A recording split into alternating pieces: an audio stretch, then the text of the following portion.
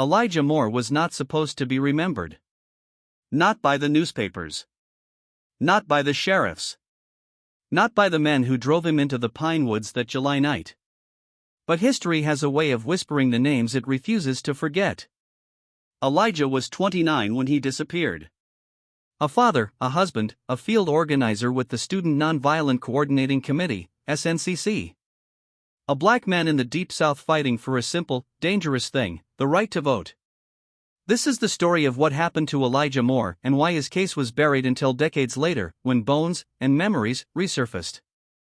In the blistering summer of 1964, dozens of young civil rights activists, black and white, traveled to Mississippi for Freedom Summer. They wanted to register black voters, open freedom schools, and challenge the stranglehold of Jim Crow. Elijah Moore was born and raised in Jackson, Mississippi. Unlike most of the volunteers, he wasn't new to the threat of death. He had survived beatings by local deputies. He had been jailed for holding up a sign that read "Let us vote." And yet, he stayed. "This is my home," he told his wife, Lottie. "I'm not going to run from it." On July 18, 1964, Elijah left the SNCC office in Meridian around 6:30 p.m.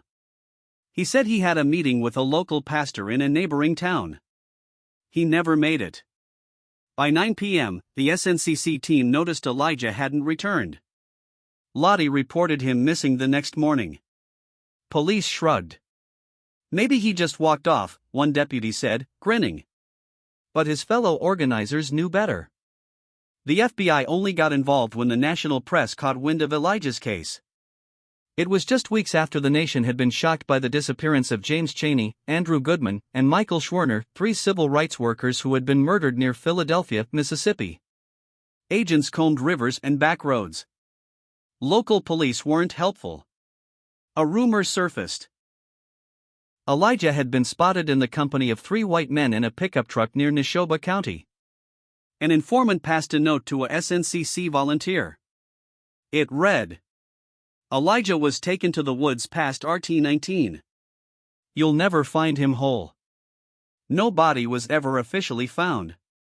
But in 1992, a timber company clearing land for development uncovered human remains near the outskirts of Neshoba County. A belt buckle engraved with the initials EM was buried nearby.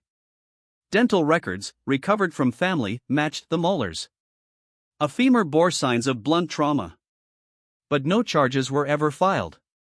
In 2006, the Department of Justice reopened several cold civil rights cases. Elijah's was among them. A former Klansman, now in his 80s and dying, confessed in a hospital bed. "We caught him walking to meet that preacher. Said we were just gonna scare him. But he didn't shut up. Always talking about freedom. So we drove him out and shut him up." He named 3 other men, all deceased. Elijah had been beaten, strangled, and buried in an unmarked grave. Elijah Moore was not forgotten. In 2010, the Mississippi Civil Rights Museum opened an exhibit in his honor. His granddaughter, Lena Moore, spoke at the opening. "He died for something bigger than himself. He died so that I could vote.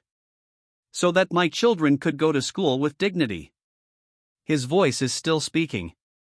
The story of Elijah Moore is fictional, but inspired by the hundreds of men and women whose lives were erased during the civil rights movement. Their stories are slowly being unearthed. One by one. And in that, there is justice. Even if it comes late.